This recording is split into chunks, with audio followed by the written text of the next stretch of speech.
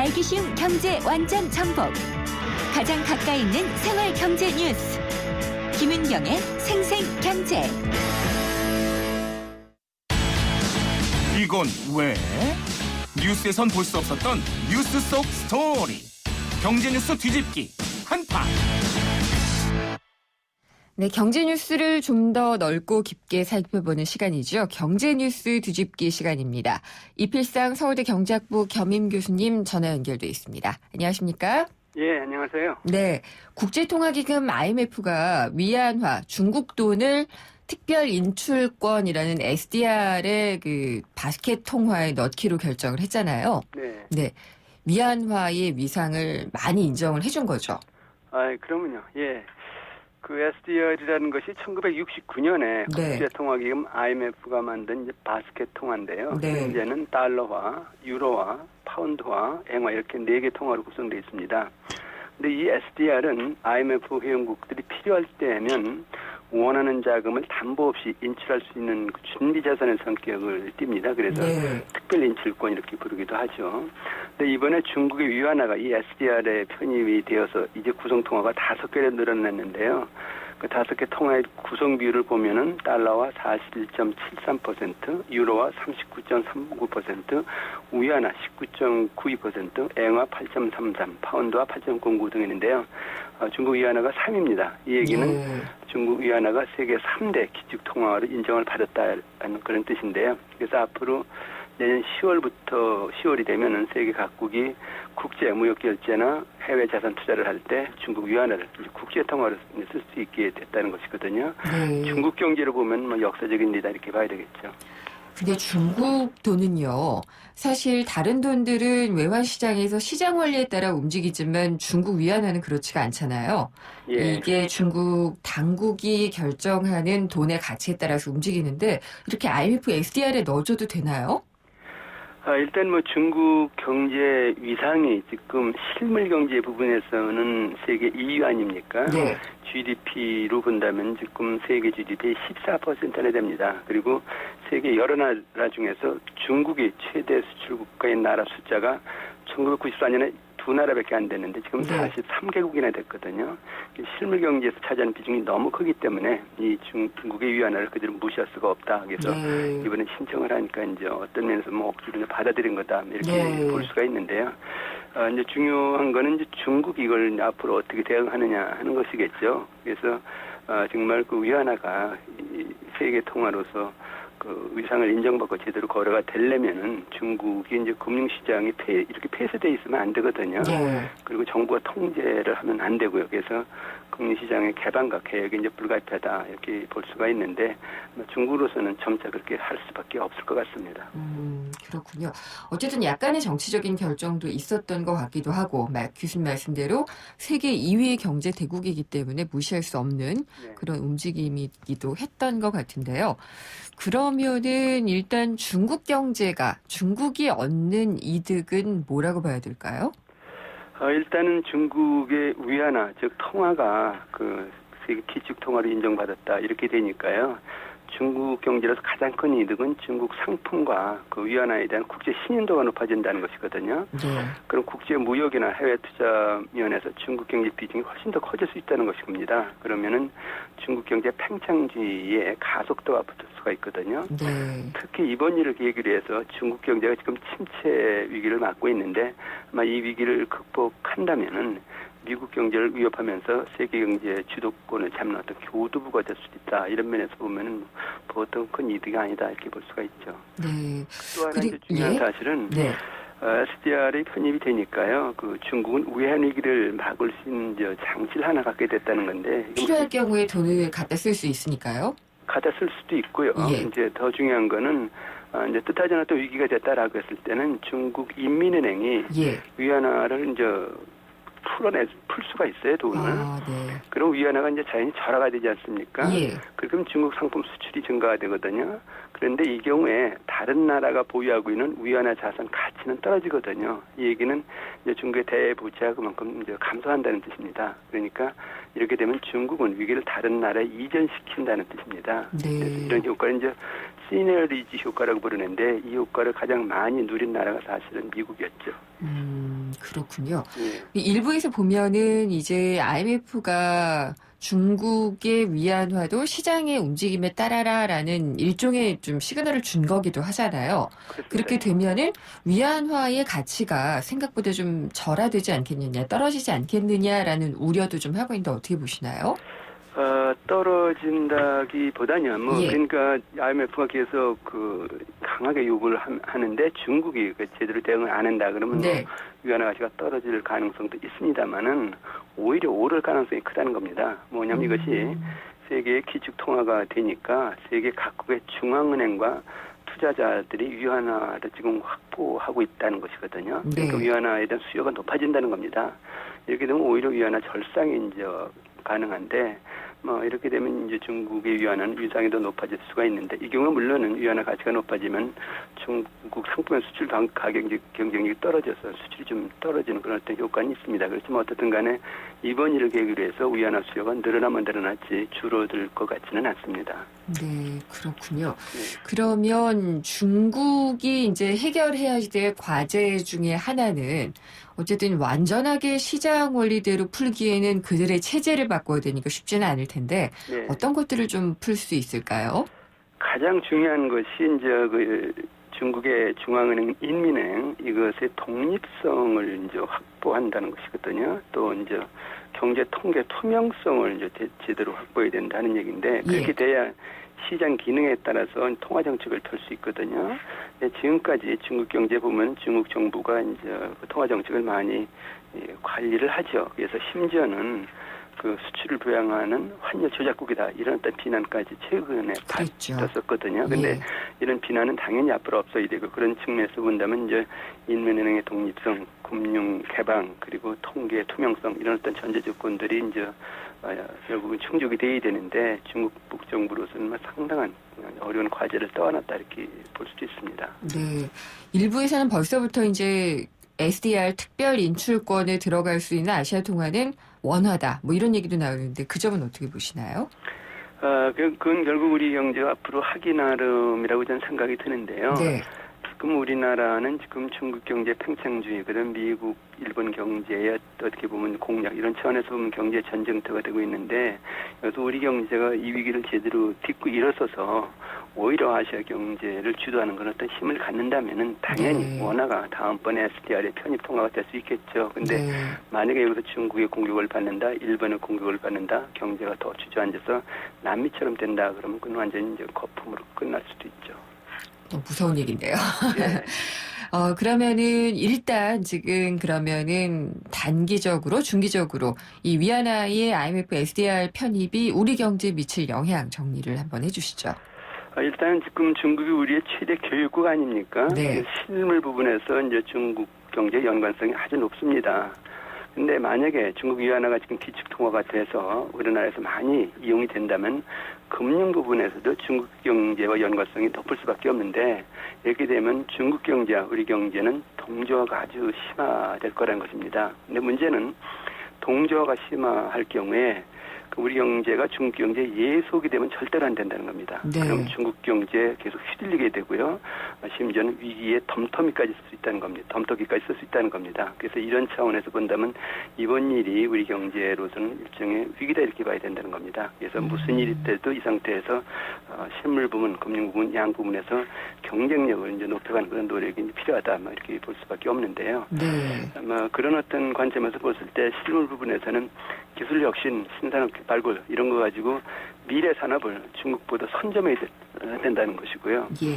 금융 부분에서도 우리나라 금융시장도 지금 제대로 발전돼 있다고 보기는 어렵거든요. 그 시장 구조를 선진화하고 신규 투자 상품을 개발을 해서 중국 시장을 우리가 적극적으로 진출하는 그런 어떤 힘을 가져야 된다는 것이거든요. 그렇게 네. 되면은 중국 경제를 디딤돌로 해서 오히려 우리 경제 강국으로 발돋움할 수 있는 어떤 기회가 될 수도 있다 하는 얘기인데 어떻든 간에 이번에 중국 위안의 SDR 편입은 우리 경제로 보면은 정말 여기서 우리가 단단한 각오를 하고 이거 딛고 일어서야 되겠다라는 그런 어떤 기회로 삼아야 될 것 같습니다. 네. 잘 할 수 있겠죠?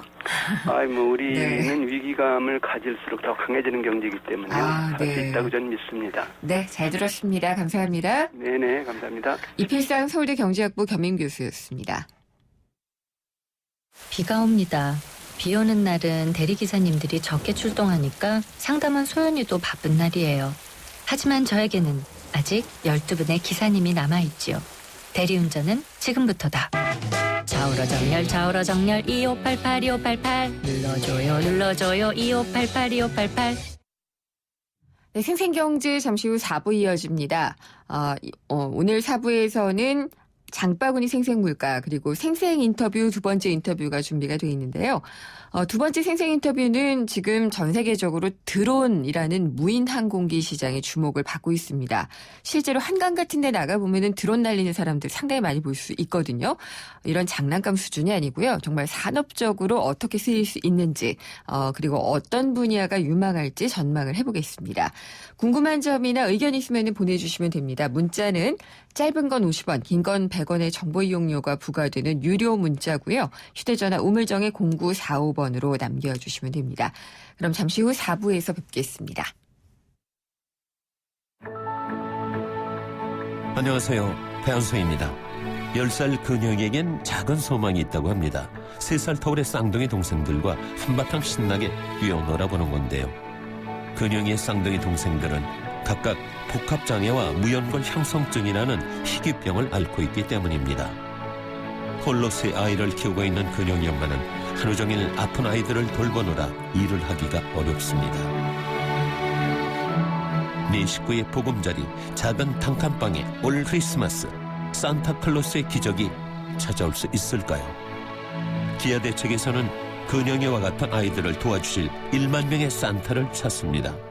02-544-9544, 02-544-9544번으로 전화 주시면 산타가 되어주실 수 있습니다. 여러분의 따뜻한 마음이 이 아이들을 다시 웃게 만들 수 있습니다.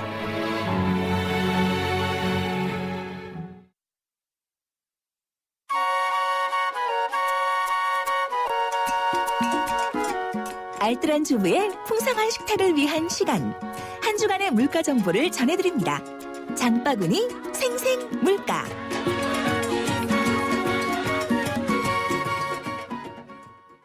네, 정말 날씨가 좀 차가워지고 있는데요. 그래서 그런지 채소 가격도 많이 오른 것 같고 장바구니에 담는 물건들 가격이 좀 올라갔다는 생각도 드는데 장바구니 생생물가 시간을 통해서 이번 주 물가 좀 알아보겠습니다.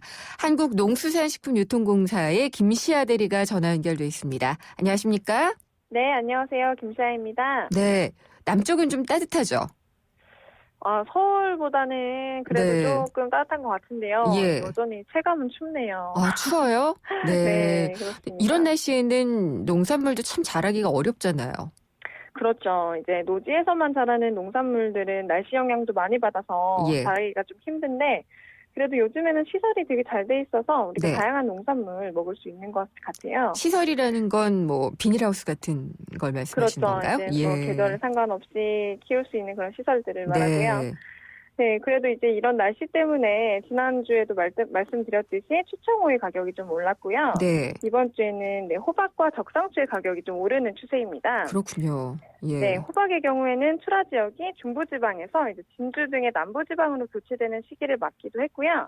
일기도 불순했던 탓에 출하량이 많이 줄어서 가격이 올랐습니다. 네. 그리고 적상추도 마찬가지로 기온이 많이 떨어지고 일조량 감소로 생육이 부진했거든요. 네. 그래서 출하량은 많지 않지만 요식업소 등의 수요는 또 늘었기 때문에 가격이 좀 오름세입니다. 내린 건 없나요? 있죠. 예. 반면에 시금치와 삼겹살 가격은 좀 내림세입니다. 시금치는 날씨가 좀 선선해야지 잘 자라는 대표적인 채소입니다. 그렇기 그렇군요. 때문에 네. 그래서 기상 여건이 좀 호전되면서 포항이나 무안 등의 남부지방에서 나는 노지 재배분 출하 작업이 정상화되어서 물량이 증가해서 가격은 좀 내림세이고요. 네. 네, 또 삼겹살은 공급 물량은 꾸준하지만 이제 중부지방 김장이 슬슬 마무리 단계에 접어들었어요. 네. 그래서 이제 돼지고기 수요가 감소를 해서 가격이 좀 내림세에 접어들었습니다. 그렇죠. 돼지고기 네. 가격은 김장하고 참 밀접한 연관을 갖고 있는 것 같네요. 네, 그렇습니다. 근데 오이가요. 네네. 추청 오이가 있고 뭐 또 다다기 오이가 있고 오이가 종류가 많더라고요. 네, 그렇죠. 어떻게 달라요? 네, 이제 가장 큰 차이는 주로 수확되는 시기와 소비되는 지역이라고 보시면 될 것 같아요. 그래서 우선 다다기 오이, 취청 오이, 가시 오이 이렇게 말씀을 좀 드리면은 네. 다다기 오이는 전국적으로 가장 많이 거래가 되는 오이지만요. 특히 서울을 포함한 중부지방에서 훨씬 소비량이 많습니다. 색깔은 옅은 녹색과 진녹색이 혼합해서 색을 이루고 있는데요. 보통 4월, 5월 봄철에 주로 수확을 해서 절임으로 많이 이용이 됩니다. 네. 또 표면에 오돌토돌한 이 돌기가 있잖아요. 네. 여기 안에 박힌 점이 흰색이면 백침 백다다기 오이, 또 검은색이면 흑침 백다다기 오이로 구분을 하거든요. 그래요? 네, 그렇습니다. 그러면 저는 거의 백침 백다다기 오이를 소비한 것 같네요. 그렇죠. 이제 수도권에 계시면은 예. 그러실 확률이 높죠. 근데 가시 오이는 또 뭐예요? 가시 오이는 이제 우리나라 경상도 지방에서 한여름에 주로 재배가 되고요. 네. 또 나머지 그 한 종류인 추청 오이는 남부 지방에서 겨울철에 주로 재배가 되는 오이입니다. 그래서 가시 오이는 표면에 가시가 많고 주름이 많아서 가시 오이라고 불리고요. 네. 그 생산이 경상도 지방에서 많은 만큼 그 거래도 주로 그쪽에서 되고요. 겉보기보다 껍질이 얇은 편이어서 맛이 아삭아삭하고 단맛이 납니다. 네. 그래서 가시 오이는 오이 냉국이나 냉채, 무침, 샐러드 이런 것에 많이 이용이 되고요. 그 비빔국수나 콩국수 그리고 냉면에 고명으로도 많이 얹혀지는 오이가 이 가시 오이라고 보시면 되겠습니다. 예, 오이 네. 얘기하다가 이 먹는 얘기하시니까 또 이런 게 먹고 싶어지는데요. 그렇죠. 그렇군요. 추청 오이는요? 네, 추청 오이는 몸통이 모두 이제 그 청록색을 띠고 있는데요. 네. 이 가시 오이와는 반대로 소비는 주로 충청도, 전라도 지방에서 되고 있습니다. 또 추청 오이는 육질이 무른 편이기 때문에 오래 두고 먹는 요리에는 적합하지 않고요. 네, 그래서 또 날것으로 썰어서 먹거나 생채, 무침 등 금방 먹을 수 있는 요리에 많이 이용이 됩니다. 그러면 가시오이하고 추청오이는 겉보기에 많이 달라요? 가시오이, 추청오이는 색깔은 거의 비슷하다고 보시면 되는데 네. 제가 봤을 때는 가시오이가 훨씬 그 짙은 녹색을 띠고 있는 것 같아요. 네, 가시가 그렇군요. 좀 이렇게 뾰족뾰족하고. 네. 뾰족뾰족하고요. 네. 아니 오이가 뭐 이렇게 종류가 많아요. 근데 이 지역적인 어떤 특색을 좀 담은 것 같아서 흥미롭게 들었고요. 네네. 이 쌀쌀해진 날씨지만 그래도 밖으로 나가고 싶은 마음들은 많을 텐데 좋은 네. 장소가 있으면 소개 좀 해주세요. 네, 또 이 겨울철에 맞춰서 농식품부에서 그 선정을 했습니다. 겨울을 느끼기 좋은 농촌 체험 휴양마을 10선을 선정을 했는데요. 네. 네, 눈이나 이제 얼음 축제 같은 것도 있고 썰매 타기 등 다양한 겨울 체험 즐길 수 있는 이제 농촌 체험 마을을 소개를 했는데요. 네, 경기도 가평에는 초롱이 둥지라는 마을이 있다고 해요. 네. 여기서는 잣이나 쌀 강정 만들기 등을 체험을 할 수가 있고요. 또 근처에 아충고요 수목원이나 유명산 휴양림도 가까이서 관광을 좀 하실 수 있을 것 같습니다. 예. 네, 또 강원도 인제, 고성, 철원 등에 가시면 천연 염색 체험이나 빙상 체험도 가능하고요. 또 제가 근무하고 있는 전남 나주에도 네. 체험 마을이 있네요. 나주에는 뭐가 있어요? 네, 여기 나주에 오시면 노안면 쪽에 이슬촌이라는 마을이 있습니다. 여기서는 크리스마스 축제가 열려서 산타 양초 만들기 이런 체험 등을 즐길 수 있다고 합니다. 아, 그래요? 가보실 건가요? 시간이 되면 좀 가봐야겠죠? 예, 부모님들이 아이들 데리고 이렇게 가족 여행 떠나보면 참 좋을 것 같은데. 네네. 생활 속의 팁도 전해주신다고 하는데 어떤 건가요?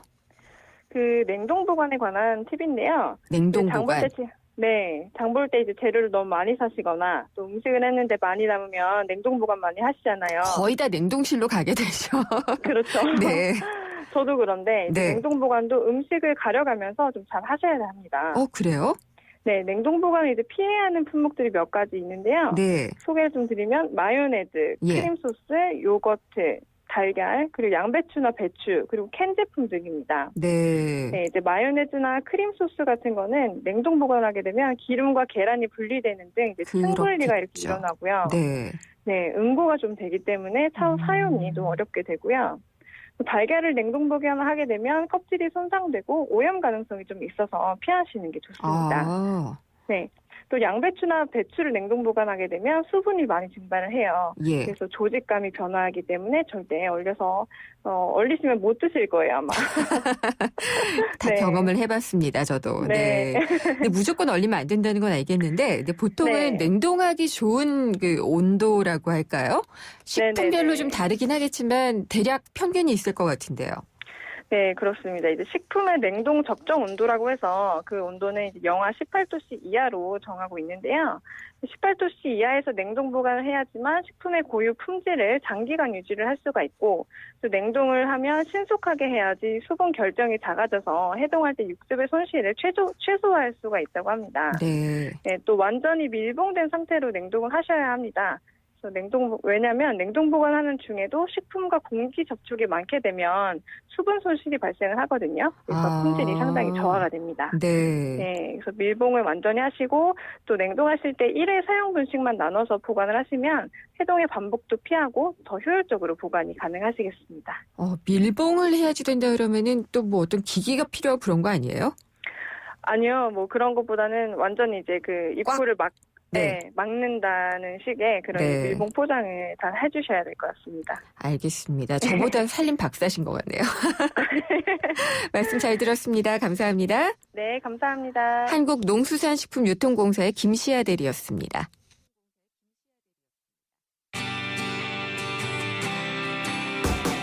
살맛 나는 경제, 내 삶인 경제. 바로 김은경의 생생경제입니다. 네, 오늘의 두 번째 생생 인터뷰입니다. 내년 우리나라 드론 시장 전망 한번 해보겠습니다.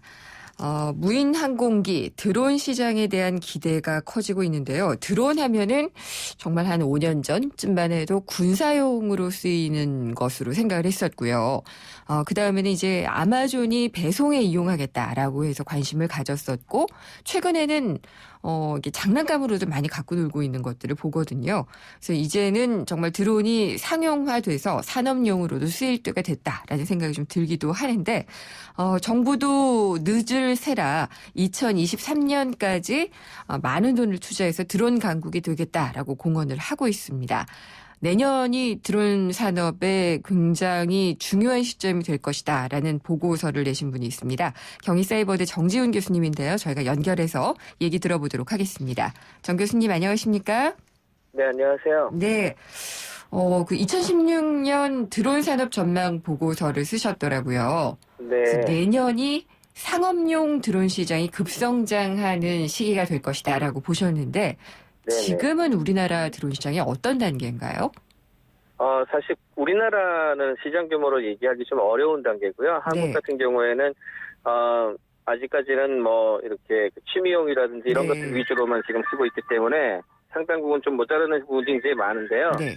이에 비해서 세계 시장은 굉장히 빨리 커지고 있습니다. 예를 들자면 지금까지 글로벌 드론 시장 하면 군사용 시장이 되게 컸거든요. 그렇죠. 아마 들어보셨을 거예요. 글로벌 호크니 뭐 이런 거. 우리나라에도 그럼요. 드론 들어온다고 그랬었잖아요. 예. 뭐 대당 수천억씩 막 하는 네. 거니까 이 시장이 굉장히 컸었기 때문에 사실은 다 미국에 있는 군수업체들이나 이런 것들이 가져갔던 시장인데, 최근 들어서 이제 상업용 드론이라고 부르는데요. 민간에서 하는 거. 이쪽이 성장 속도가 굉장히 빨라요. 그래서 2015년부터 2020년까지 상업용 드론 시장 연평균 성장률이 거의 20% 육박한다고 지금 추정이 되고 있어서 군사용 드론은 한 연평균 성장률이 5% 정도 되거든요. 네. 그러니까 지금 현재 시장 자체는 엄청나게 비싼 군사용 드론이 크지만 네. 앞으로는 이런 민간 상업용 드론 시장이 굉장히 커질 거라는 걸 알 수가 있죠. 네. 민간 상업용이라고 하면은 제가 서두에 말씀드린 것처럼 아마존이 빠른 배송, 가까운 배송에 쓰겠다는 그런 것들도 포함이 되는 얘기죠. 그렇죠. 예. 드론이 앞으로 쓰일 영역이 굉장히 큰데요. 드론 산업 같은 경우에는 과거에 포드 자동차가 일으켰던 포디즘, 그러니까 네.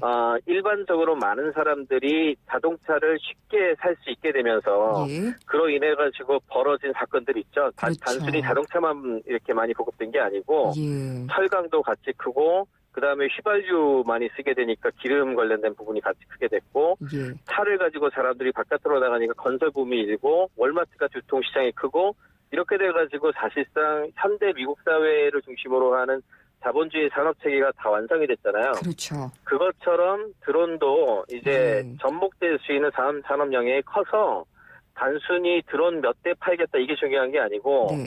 드론이 예를 들자면 뭐 공중에서의 3차원 지도라든지 또는 유통 마켓이라든지 어떤 통신이라든지 이런 산업 전반에 영향을 미칠 가능성이 높기 때문에 네. 어떻게 보자면 직접적인 시장보다 간접적인 생태계 시장이 훨씬 크다고 할 수 있습니다.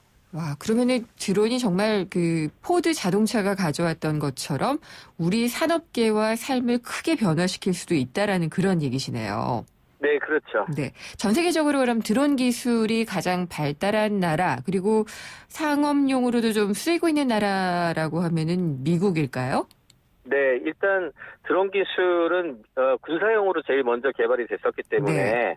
역시 뭐 우리 잘 알고 있는 보잉이라든지 뭐 맥도날드 글러스 뭐 이런 네. 그 저희 군수산업체들 있죠. 네. 이런 것들이 기술은 가장 빨리 발달을 시켰습니다. 그래서 역시 미국이 최고 강자라고 할 수가 있는데요. 최근 들어가지고 조금 상황이 바뀐 거는 중국이 굉장히 급성장을 하고 있어요. 그렇죠. 중국의 이제 군수업체 중에 AVIC라고 하는 곳이 있는데 예. 이게 거의 중국 시장을 독점하고 있거든요. 네. 그래서 이게 대수로 계산을 하면 예. 군사용 드론도 거의 그 전 세계 절반을 중국이 생산할 거다. 2020년 중반 되면 그렇게 보고 있고 민간 같은 경우에도 지금 세계 최대 업체가 지금 DJI라는 회사가 지금 네. 민간 드론에서 1등인데요. 예. 그리고 미국에는 3D 로보틱스라는 회사가 있고 프랑스, 유럽 쪽에 페롯이라는 회사가 있는데 이 미국하고 프랑스에 지금 1등하는 회사를 합쳐도 예. 중국의 DJI의 절반이 안 됩니다. 그러니까 지금 어떻게 보자면 민간으로 넘어오면서부터는 중국이 정말 빠르게 성장했다 이렇게 얘기 드릴 수 있습니다. 근데 혹시 그게요. 기술적인 면은 미국이나 뭐 이런 쪽이 더 높은데 중국이 생산량이나 판매량에서도 앞서가는 정도는 아닌가요? 네, 사실은 이게 드론이라는 것이 기술적으로 가가지고 아주 첨단 기술이 필요한 거라고 하면 군사용 드론은 그런 게 필요하겠죠. 네. 근데 지금 막상 중요한 것은 싸면서도 쉽게 쓸 수 있는가가 되게 중요한데 네네. 그 부분에 있어서 이제 중국의 DJI 같은 경우에 팬텀이라고 해서요. 네. 우리나라 민간 시장도 대부분 이 드론과 영향을 되게 많이 받았는데 우리 옛날에 무슨 이제 케이블 TV 같은데 꽃보다 할배나 이런 프로그램 보시면 네. 이렇게 미디어 드론이라고 부르는데요. 하늘에 카메라가 떠가지고 이렇게 그렇죠. 멋있게 예. 찍는 거 있잖아요. 예.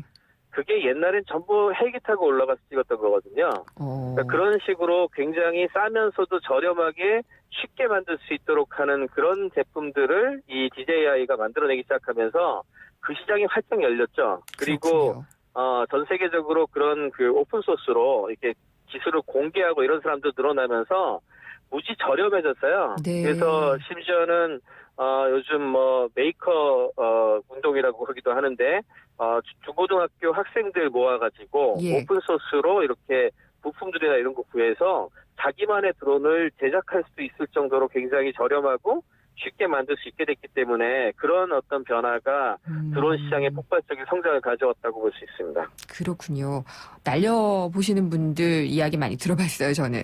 예, 근데 네네. 이게 지금 그 정말 드론으로 시작해서 그것만 하고 있는 업체도 있지만은요. 네네. 구글이나 페이스북 이런 업체들은 사실 왜 드론 업체를 이렇게 인수를 해서 네. 드론 쪽에 투자를 할까라는 궁금증이 생기는데 그건 왜일까요? 일단 드론을 크게 이제 앞으로 그 허비스트 드론, 그러니까 지금 취미로 이렇게 쓰는 사람들 하고요. 네. 그 다음에 이제 상업용 드론이라고 해서 드론을 전략적으로 진짜 앞으로 큰 변화를 일으키려고 가져오는 걸로 둘로 나누고 있는데, 지금 이제 그 상업용 드론을 하는 회사들 중에서 가장 적극적으로 하고 있는 회사가 이제 구글이나 페이스북, 그다음에 이제 아마존 같은 회사, 예. 그리고 이제 농업용으로 여러 가지 만들고 있는 회사들을 들 수가 있습니다. 특히 구글하고 페이스북 같은 경우에는 인터넷 회사잖아요. 예. 예, 인터넷에 있어서 제일 중요한 게 이제 중계기, 그러니까 인터넷 서비스를 해주는 게 되게 중요한데 아직까지 네. 전 세계에 인터넷에 접속하는 사람보다 네. 접속 못하는 사람이 훨씬 많거든요. 그래서 구글이 열기구 같은 것도 막 띄우고 그랬었죠. 그렇죠. 예. 네, 같은 맥락에서 보시면 되는데 네. 열기구인 프로젝트 론 같은 경우에는 이미 스리랑카 같은 경우에 국가 전체가 계약을 했어요. 그러니까 네. 우리가 일반적으로 기존에 쓰던 방식에 비해서 훨씬 저렴하게 전 국토를 대상으로 이동통신 서비스를 할 수 있거든요. 그렇죠. 예. 그렇기 때문에 이제 구글이 타이탄 에어로스페이스라고 해서 한번 뜨면은 2년씩 안 내려오는 그런 드론이 있거든요. 거기에 네. 거기에 이렇게 그 이동통신 중계 장비를 실어서 예. 우리가 원하는 도시나 지역에 언제든지 초고속 인터넷망을 이제 서비스할 수 있도록 하는 네. 이런 걸 하고 있고요. 네트워킹을 위해서군요. 그렇죠. 예. 네, 그리고 페이스북도 거의 비슷한 작업을 하고 있어요. 이제 네. 구글이 원래 인수하려고 했었던 회사를 페이스북이 인수하려다가 구글이 먼저 인수를 했거든요. 네, 그래서 그러니까- 어센탄가 그런 업체를 인수를 했죠. 페이스북이. 네네, 예. 페이스북은 어센타를 인수를 했는데 그게 이제 사실은 타이탄 에어로스페이스를 놓치고 나서 그러니까요. 급하게 예. 이제 이 두 번째로 인수한 회사인데 예. 이 드론도 한번 뜨면 한 6개월씩 날아요. 그러면서 네. 예, 이게 그러면서 전 세계를 대상으로 인터넷 서비스를 제공할 수 있기 때문에 예. 페이스북 같은 경우에 이걸 비영리 재단으로 만들어서 알겠습니다. 아프리카라든지 예. 동남아시아 이런 곳에 완전히 이제 인터넷 서비스를 하려는 그런 노력을 하고 있죠. 진짜 중요한 질문인데요. 그렇다면 우리나라는 지금 네. 드론 강국이 되겠다라고 공언은 했거든요. 네네. 투자 계획도 뭐 일단 발표는 됐는데 준비가 잘 되고 있는 건가요? 아직까지는 사실은 정부 차원에서 이렇게 대책 발표하고 있는 수준이 사실 이게 지금 정부에서 뛰어들어서 될 문제가 아니거든요. 이미 그 시장 자체가 예. 소위 얘기하는 그 상업용 드론 시장으로 넘어간 상황이라서 기업체들이 어떻게 보면은 굉장히 전략적으로 제품을 생산하고 그 전략적으로 들어와야 됩니다. 그러니까 네. 지금은 R&D, 그러니까 리서치도 되게 중요하긴 한데 그 수준을 넘어서서 조금 더 적극적인 기업의 움직임 같은 게 필요한데 네. 아직까지는 뭐 국내 대기업들이나 아니면 뭐 혁신적인 스타트업 기업이나 이런 게 잘 안 보여요. 왜 그런 그럴까요? 부분들이 우리나라가 혁신의 파워가 감소했다고 저는 항상 얘기를 하는데요. 네. 먼저 하기보다는 일단 시장이 검증되는 것들 위주로만 움직이지 않습니까? 그렇군요. 그러다 보니까 네. 일단 뭐 확실하게 시장이 있다라고 생각되지 않는 거에는 선제적으로 투자를 하거나 먼저 하는 케이스가 많이 줄어버렸죠. 이게 일단 죽음의 첫 계곡에 번째라고 빠지기 생각이 싫어서. 들고. 네. 그렇죠. 예. 예. 그리고 두 번째는 이제 우리나라의 이제 안보 특징이 또 있는 것 같아요. 네. 이게 이제 북한하고 이렇게 있기 그렇죠. 때문에 예. 역시 어쩔 수 없이 그 할 수 있었던 것들의 규제가 또 굉장히 많거든요. 그러니까 마음 놓고 드론을 올려가지고 여러 가지 테스트를 해볼 수 있으면 좋겠는데 네. 여러 가지 면에서 규제가 많다 보니 개인들이야 뭐 이렇게 취미로 하고 그러니까 가능할지 몰라도 네. 기업 같은 곳에서 마음 놓고 이런 걸 해보기가 또 만만치 않은 상황이죠. 그러니까 여러 가지 그렇죠. 면에서 드론을 하기 쉽지 않았습니다. 혁신의 불꽃이 다시 사라질 것 같다는 생각이 들고요. 아쉽지만 여기서 인터뷰를 좀 마쳐야 될 것 같습니다. 감사합니다. 네, 고맙습니다. 경희사이버대의 정지훈 교수였습니다.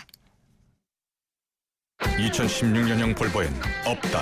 5년간 부담이 없다. 부담이 없다고? 없다. 5년 10만 킬로미터 보증기간 연장은 물론 소모성 부품까지 서비스해주니까 와우, 시작부터 새로운데? 볼보에게 이 정도는 새로움도 아니다. 2016년형 전차종 대상 전시장에 문의하세요. Volvo. 올겨울은 르노 삼성 자동차를 구매하는 분들에겐 봄입니다. 봄처럼 기분 좋은 혜택. 르노 삼성 자동차 고객 누구나 취득세 100만 원 지원부터 관리박스 조건 36개월 무이자 할부까지. 12월 한 달 놓치지 마세요. 르노 삼성 자동차. LPG 일부 차종 제외. 자세한 내용은 전시장에서 확인하세요.